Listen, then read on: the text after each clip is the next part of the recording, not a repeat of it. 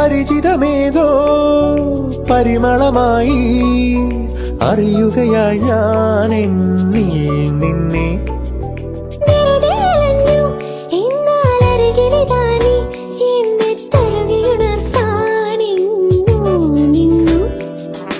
പ്രേമത്താൽ മാത്രം മിഴികളിൽ വിടരും പേരില്ലാ പൂക്കൾ കാണുകയായി ഞാൻ.